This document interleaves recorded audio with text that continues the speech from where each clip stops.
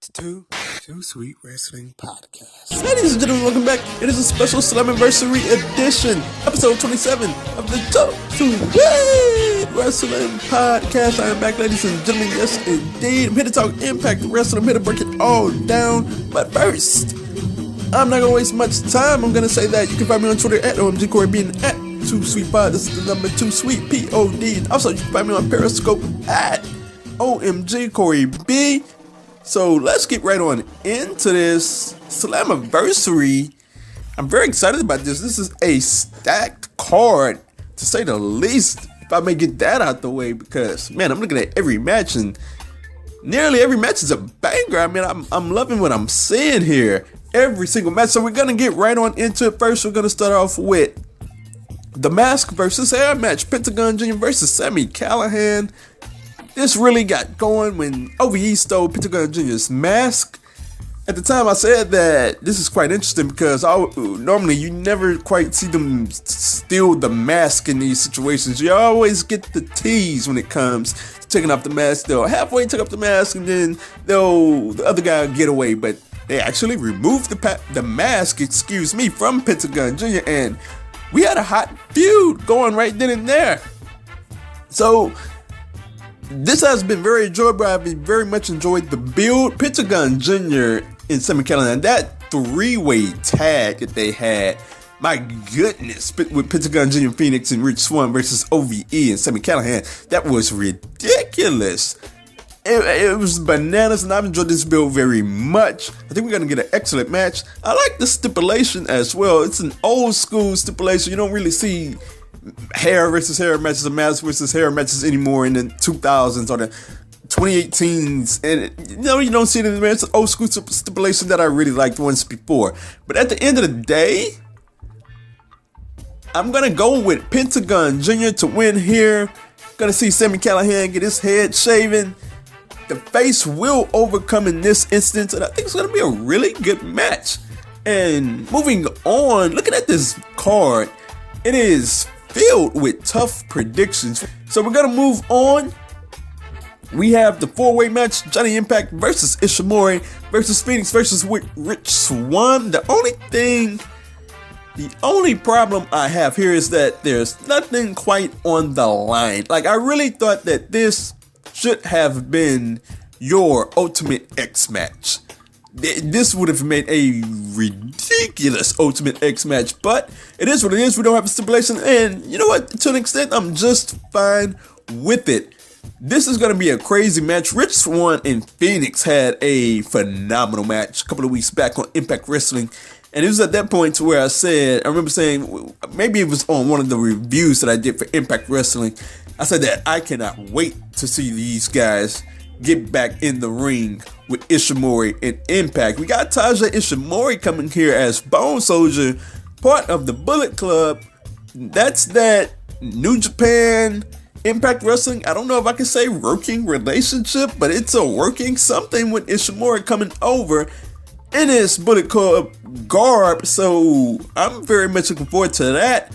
Also looking forward to Johnny Impact coming back and making an impact, no pun intended, in this match, because I think it's going to be a crazy match. I'm very much looking forward to it. It could very well be your match of the night, but in the end, I don't think Ishimori is winning here. So in the end, as it pertains to Swann, Phoenix, and Impact, I think with Rich Swann just signing on, I think they're gonna want to give him a big win here, and he's going to pull out the win here at Slammiversary.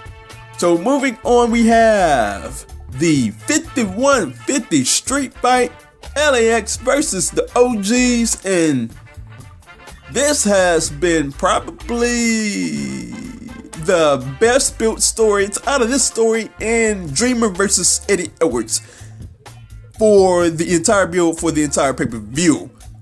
LAX versus the OG LAX, I never saw this one coming. Impact pulled a phenomenal one out of the bag here. Look, when LAX was having dissension, I was thinking that, they was going to reveal King as the one that was behind it, and that was going to be it. But Conan came with the proof. We had the nice segment to set it all up.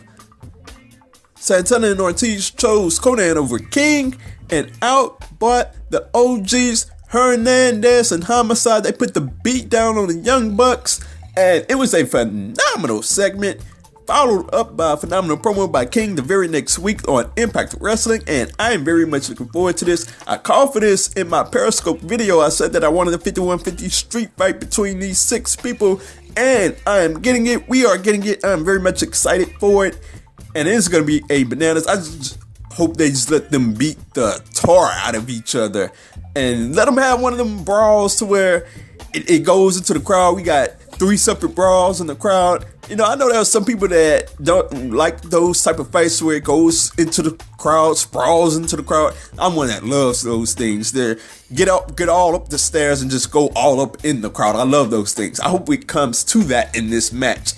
So looking at the winners here, this is another tough one to predict. But at the end of the day, I'm going to go with the OGs here. They are going to get the victory here. And this feud will continue until LAX gets the win, until the Young Bucks get the win over the OGs. And maybe we'll have a third match to settle the score. But at Slammiversary, the OGs will get the win. So moving on here, we have Allie versus Tessa Blanchard. This is quite the interesting matchup as well. I ventured off into, previously before one of my YouTube videos, thought about, what could Tessa Blanchard do since she won't be wrestling for the title.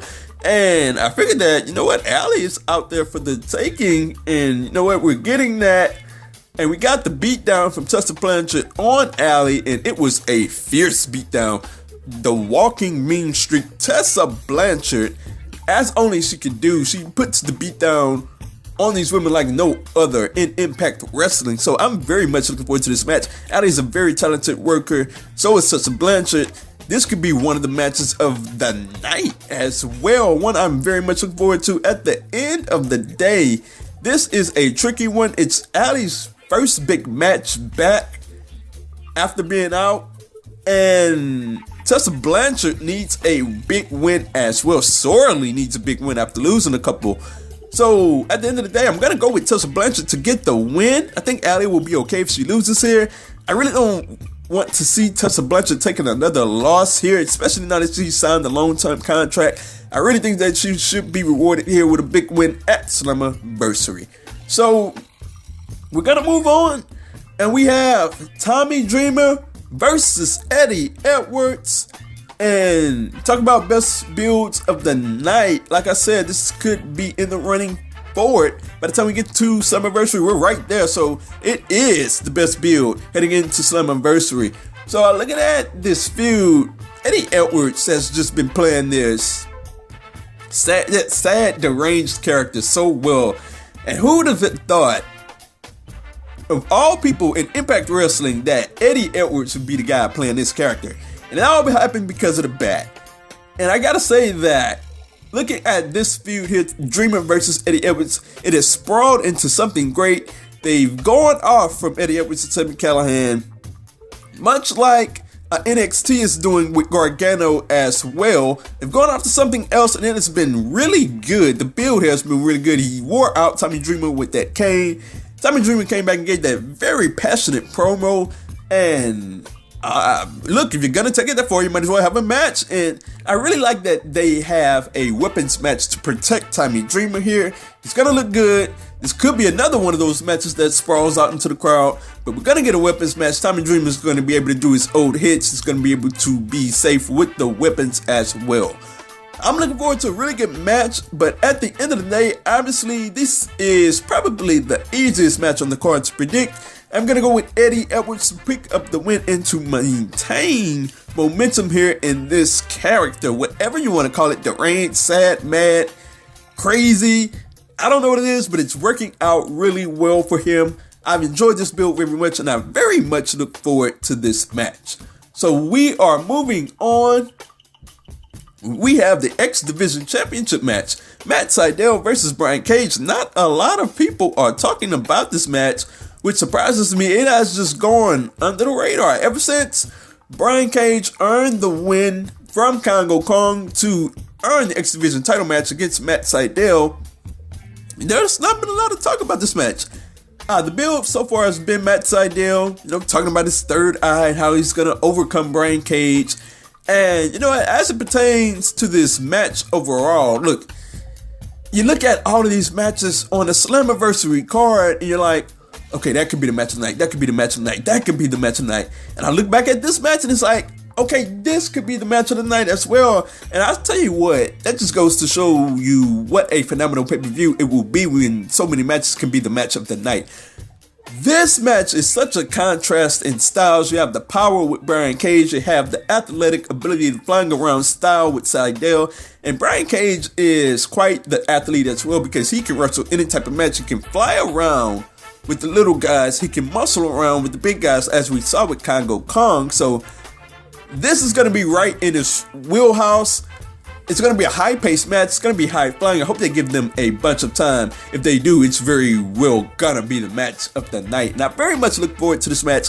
At the end of the day, my prediction is that they're going to go with Brian Cage, in my opinion. They are giving him, I don't want to say the monster push, because it's not like he's going for the World Heavyweight title right now, but they're giving him a very huge push, and I don't see them stopping here.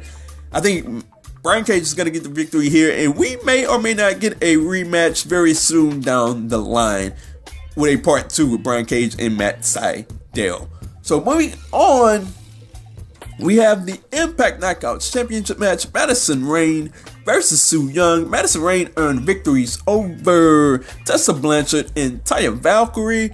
And here we are. At the beginning, there wasn't a whole lot going on here, but I have to admit that Impact Wrestling's production team has done a phenomenal job with building this feud back up, especially on the most recent edition of Impact Wrestling. We had the interview with Alicia and Madison Rayne. They've done a phenomenal job with that.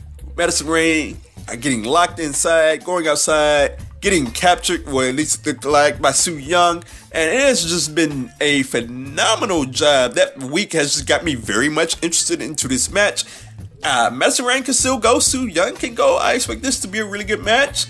And at the end of the day, I would have to say that, look, we had a moment last year. I'm not really sure what pay-per-view it was. Maybe it's some virtual, I can't really remember, where we gave Gail Kim the thank you appreciation reign on her way out, to which at the end of the day, I didn't have that big a problem with it because, hey, it's Gail Kim. But I really want to see her drop the title there or lose the match there, and I'm kind of feeling this way about Madison Rayne.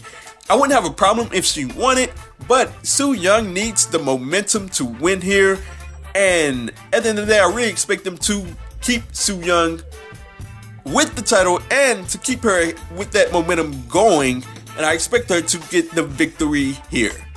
So moving on, we have the Impact World Championship match, Austin Aries versus Moose. Admittedly, I have to say that once this match got made, I wasn't that highly interested in it. It was Eli Drake versus Moose, and Moose got the victory. He became the number 1 contender, and I was like, okay, Austin Aries versus Moose. Yeah, it is what it is. I'm going to give it a chance. So throughout the weeks, again, Impact Wrestling production team building up this feud. Moose, they went back into his personal life, went back into his past, and showed up all of his careers, NFL careers, football career, how he got to wrestling. I thought they did a phenomenal job. Also, came back the next week with Austin Aries, looked back at his career. Austin Aries took some jabs, some subtle jabs, some cocky jabs, arrogant jabs. It's Austin Aries. He does a phenomenal job at that. And then on the most recent episode of Impact Wrestling, we had Austin Aries beat down D'Angelo Williams. So, look, I'm very much interested in this feud. Now, these prepackaged videos have gotten me interested. I'm very much interested to see where it goes. And looking at the match overall, Moose and Austin Aries, I think it could be a really good match.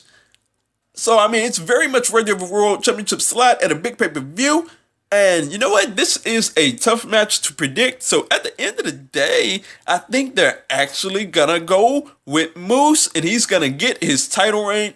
I was one to say, early in this year, I said by the end of 2018, I think Moose can be a world champion.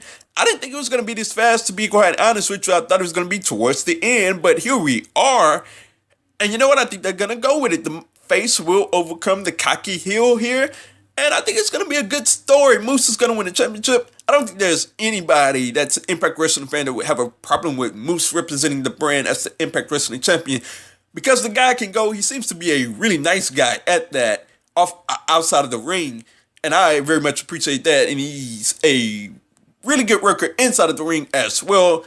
So I very much look forward to Moose winning the Impact World Championship here at Slammiversary. So that's it for this preview.